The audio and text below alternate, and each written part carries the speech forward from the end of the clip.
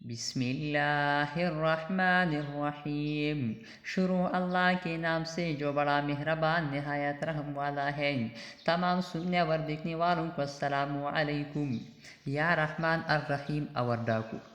حضرت زید بن حارث رضی اللہ تعالیٰ عنہ نے ایک مرتبہ سفر کے لیے طائف سے ایک خچر کرایہ پر لیا، لیکن خچر والا شخص ڈاکو تھا، اور اس بات سے حضرت زید بن حارث رضی اللہ تعالیٰ عنہ بے خبر تھی۔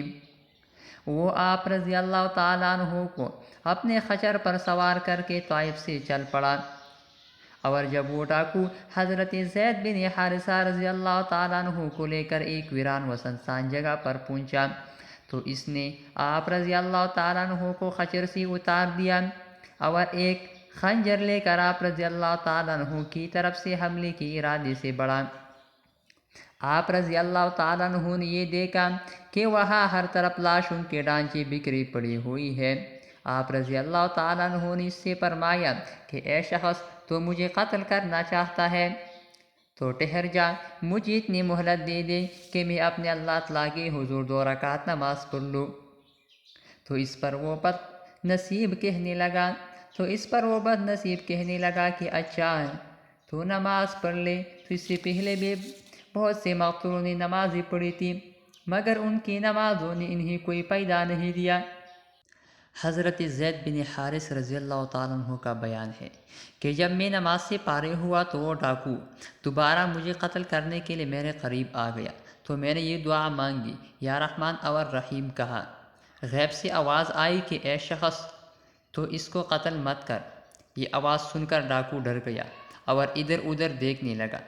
جب کوئی نظر نہیں آیا تو وہ پھر میرے قتل کے لیے آگے بڑھا، تو میں نے پھر بلند آواز سے یا رحمان الرحیم کہا، اور پھر غیب سے آواز آئی۔ پھر تیسرے مرتبہ جب میں نے یا رحمان الرحیم کہا تو میں نے دیکھا کہ ایک شخص گھوڑے پر سوار ہے، اور اس کے ہاتھ میں نیزہ ہے، اور نیزہ کی نوک پر آگ کا ایک شعلہ ہے۔ اس شخص نے آتے ہی ڈاکو کو سینے میں اس زور سے نیزہ مار کے نیزہ اس کے سینے کو چیرتا ہوا اس کے پشت کے پار نکل گیا، اور ڈاکو اسی وقت زمین پر گر کر مر گیا۔ پھر وہ سوار مجھ سے کہنے لگا کہ جب تم نے پہلے مرتبہ الرحمن یا رحمان الرحیم کہا تو میں 7ویں آسمان پر تھا، اور جب تم نے دوسرے مرتبہ یا رحمان الرحیم کہا تو میں پہلے آسمان پر تھا، اور جب تیسرے مرتبہ تم نے یا رحمان الرحیم کہا تو میں تمہارے پاس امداد و نصرت کے لیے حاضر ہو گیا۔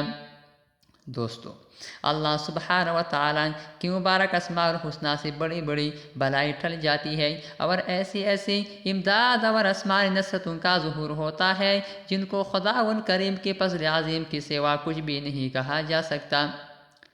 لیکن افسوس کہ آج مسلمان مادی وسائل کی تلاش میں پھرتے ہیں۔